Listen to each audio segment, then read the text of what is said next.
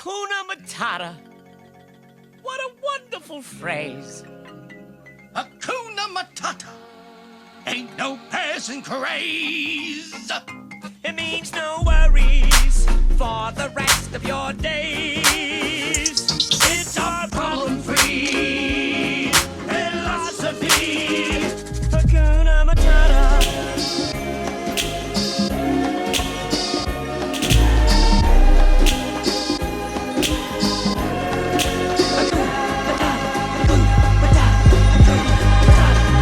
It means no worries. Gérard Lemarié, bonjour. Bonjour. C'est quoi l'optimisme? Eh bien écoutez, avant de donner la définition de l'optimisme, je vous dis que avec cette vidéo sur l'optimisme, si vous inversez ce que je dis, vous aurez une vidéo sur le pessimisme. Parfait, allons-y alors. Alors, l'optimisme, c'est d'abord, pour être un peu savant, le superlatif latin de bonus. Et le bonus, ceux qui ont joué au flipper, et Dieu sait qu'ils sont nombreux, savent ce que cela signifie.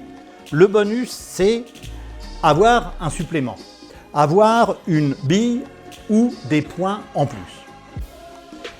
Le bonus, c'est donc le supplément. Ça, c'est la première approche.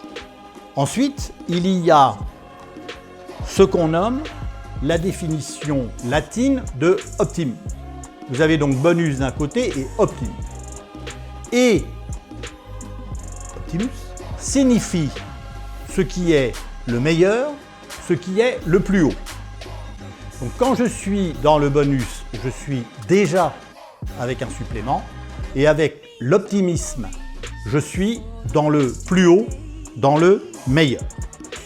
On voit donc que l'optimiste est celui qui voit le mieux, celui qui voit plus haut que les autres, simplement parce que lui, il voit ce qu'on nomme le positif. Donc pour synthétiser, vous avez le négatif et le positif, et l'optimiste est celui qui va aller du côté du positif, ce qui demande un effort.